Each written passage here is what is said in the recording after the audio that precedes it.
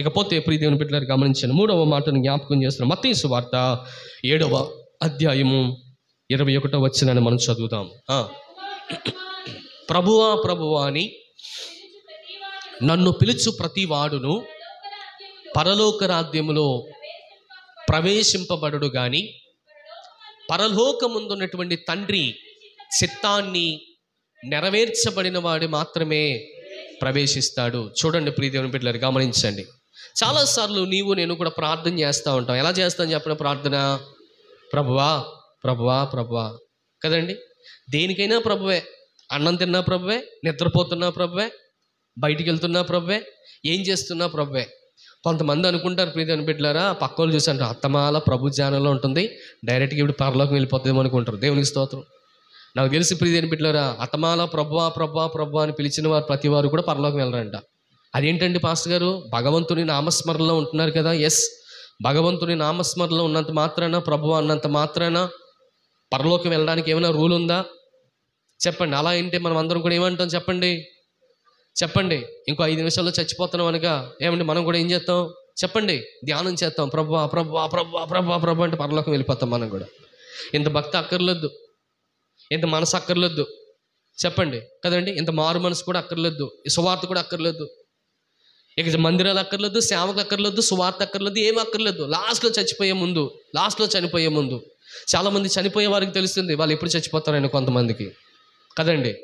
కానీ ఎగ్జాంపుల్, ఒకవేళ యాక్సిడెంట్ అయింది అనుకున్నా, చనిపోతారు అనుకోండి, కొరప్రాంతున్నోడికి ఒకవేళ ఒక 5 నిమిషాలు ప్రభా ప్రభా ప్రభా ప్రభా అంటే పరలోకం వెళ్ళిపోవచ్చు కదాడు. కనుక ఇంత సీన్ అక్కర్లేదు ప్రియ దేవుని బిడ్డలారా, ఇంత భక్తి అక్కర్లేదు. నేనేమంటానంటే ప్రభువా ప్రభువా ప్రభువా అని పిలుచు ప్రతివాడు పరలోక రాజ్యంలో వెళ్ళడు కానీ అక్కడ చెప్పాడు ఆయన, నా తండ్రి చిత్తాన్ని ఎవరైతే నెరవేరుస్తారో వాడు మాత్రమే వెళ్తాడు అన్నాడు. అంటే తండ్రి చిత్తాన్ని నెరవేర్చేవారుగా ఉండాలి. వినండి, తండ్రి చిత్తాన్ని ఎలా నెరవేర్చాలంటే చూడండి కదండి, ఆత్మ విషయమై దీనులుగా ఉంటేనే తండ్రి చిత్తాన్ని నెరవేరుస్తాము కదండి.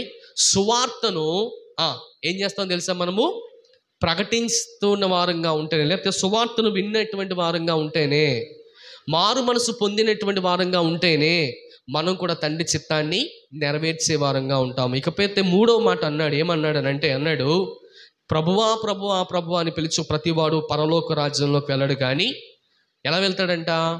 పరలోకం ఉన్నటువంటి తండ్రి చిత్తాన్ని నెరవేర్చేవాడు మాత్రమే వెళ్తాడు. తండ్రి చిత్తాన్ని నెరవేర్చాలి. ఏంటి తండ్రి చిత్తం? నువ్వు పరలోకం వెళ్ళడమే తండ్రి చిత్తం. నువ్వు నరకానికి వెళ్ళడం తండ్రి చిత్తం కాదు. ఈ లోకంలో వచ్చినటువంటి నీవు మరలా వచ్చినట్లే నరకానికి పోవడం తండ్రి చిత్తం కాదు. వచ్చిన నీవు ఆత్మ విషయమే దీనత్వం కలిగి ఉండాలి, సువార్తని విషయమే భారం కలిగి, ఇంకేం కలిగి ఉండాలి? మారు మనసు కలిగి నీ మనసును అందరికీ పంచేటువంటి వారంగా ఉండాలి. నీ సువార్తను అనేకమైన వారికి వెసదల్లేటువంటి వారంగా ఉండాలి. నీవు పొందినటువంటి ఆ యొక్క మారు మనసు నీ వల్ల అనేకమైనటువంటి వారు లబ్ధి పొందేటువంటి వారుగా ఉండాలి, బలపరచబడే వారుగా ఉండాలి, స్థిరపరచబడే వారుగా ఉండాలి. అలా ఉండగలిగితే తండ్రి చిత్తాన్ని నువ్వు కూడా ఏమవుతావు తెలుసా? నెరవేర్చగా ఉంటాము. చాలామంది ప్రియ దేవుని బిడ్డలారా గమనించండి, తండ్రి చిత్తం అంటే ఏంటి అనుకుంటున్నారేమో. తండ్రి చిత్తం అంటే ఏదో కాదండి. ఈ రోజున ప్రత్యేకంగా తండ్రి నీ చిత్తం ఏమైందో భూమి యందు నెరవేర్చండి. పరలోక ప్రార్థనలో మనం వింటాం కదా, ఏం మాట్లాడతాడు తండ్రి? శిష్యుల్ని అడిగారంట, ప్రభువా మాకు ప్రార్థన నేర్పించు నాయన, మాకు రాదు నాయన అంటే ప్రభు వారికి పరలోక ప్రార్థన నేర్పించాడు. ఏమన్నాడు చెప్పండి? మొట్టమొదటిగా పరలోకంలో ఉన్నటువంటి మా తండ్రి, నీ నామమే పరిశుద్ధపరచబడుగాక, మీ రాజ్యమే వచ్చుగాక, మీ చిత్తము పరలోకమందు నెరవేర్చబడుతున్నట్లే భూమి యందు కూడా నెరవేర్చబడుగాక. పరలోకంలో ఎవరున్నారు? తండ్రి ఉన్నాడు. తండ్రి మాటను ఎవరు వింటున్నారు చెప్పండి? తన కుమారుడు వింటున్నాడు. కుమారుని మాట ఎవరు వింటున్నారు చెప్పండి? దేవదూతలు వింటున్నాయి. దేవదూతల యొక్క మాట, కుమారుని మాట పెద్దలు అనబడిన వారు వింటున్నారు. పరిశుద్ధుడైనటువంటి దేవుడు అక్కడ ఆయన మాటను నెరవేర్చాడు. అదే మాట భూలోకంలో కూడా నెరవేర్చబడాలి. అంటే పరలోకం ఇప్పుడు ఏమైనా తెలుసా? పరిశుద్ధంగా ఉంది, దూతలు పరిశుద్ధంగా ఉన్నారు, అక్కడ ఉన్నటువంటి చెప్పండి పెద్దలందరూ పరిశుద్ధులుగా ఉన్నారు. మరి అక్కడ పరిశుద్ధంగా ఉంది, పరలోకంలోని మాట నువ్వు ఏదైతే అదే జరుగుతుంది. కనుక భూలోకంలో కూడా అదే అవ్వాలంటే పరలోకంలో ఉన్నటువంటి ప్రియమైన బిడ్డలారా దేవుని మాట ఏమంటే నిరార్థకం కాకుండా అది ఖచ్చితంగా అవ్వాలంటే భూలోకంలో ఉన్నటువంటి సంఘం కూడా పరలోకం అయిపోవాలంటే సంఘంలో ఉన్నటువంటి చాలామంది మీలాంటి వారు దేవుని మాటను వినాలి.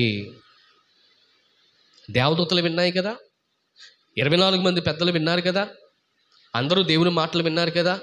భక్తుడు మాట్లాడుతున్న మాట యేసు ప్రభువు వారు స్వయంగా వారికి చెప్పాడు, ఇదిగో తండ్రి చిత్తాన్ని నెరవేర్చుతున్నారు అని చెప్పాడు. అలాగే నీవు కూడా తండ్రి చిత్తాన్ని నెరవేర్చాలి. తండ్రి చిత్తం దేవుడు నిన్ను ఏ విధంగానైతే కోరుకున్నాడో ఆ విధంగా ఉండాలి. నువ్వే విధంగానైతే ఉండాలనుకుంటున్నావో అది నీ చిత్తం కాదు, తండ్రి చిత్తమై ఉంది. అందుకని ప్రతి చోటకి వెళ్ళినప్పుడు ప్రభువా నీ చిత్తం ఏదైతే ఉందో నెరవేర్చండి నాయన. ప్రయాణంలో ఉన్నాను, కృపను అనుగ్రహించండి. ఇగో ఆహారం తింటున్నాను నాయన, అయ్యా మంచి వస్త్రం ఇచ్చాం, మీ స్తోత్రం, మీ చిత్తం ప్రభువా. నీ దగ్గరికి వచ్చింది ప్రతీది కూడా ఆయన చిత్తం లేకుండా ఏది రాలేదండి. నువ్వు కట్టుకున్న బట్ట అయినా, నువ్వు తింటున్నటువంటి ఆహారమైనా, నువ్వు అనుభవిస్తున్నటువంటి ఏమండి ఒకవేళ ఆరోగ్యమైనా ఏదైనప్పటికీ కూడా ఆయన చిత్తంలోనే ఉంది. అందుకనే ఇప్పుడు దేవుని ఆలోచన ఏంటో తెలుసండి, పరలోకం అంతా కూడా ఏమైందో తెలుసండి, ఆయన ఆధీనంలో ఉంది కదా. ఈ పరలోక రాజ్యాన్ని కూడా భూలోకాన్ని తలపించేటువంటి పరలోకం చేయాలనుకుంటున్నాడు తండ్రి. అర్థమవుతుందా? అది దేవుని చిత్తం. ఇప్పుడు అలా అయితే మీరందరూ ఎలా ఉండాలి? మీరు కూడా దోతలుగా ఉండాలి, అంటే మీరు కూడా పరిశుద్ధులుగా ఉండాలి.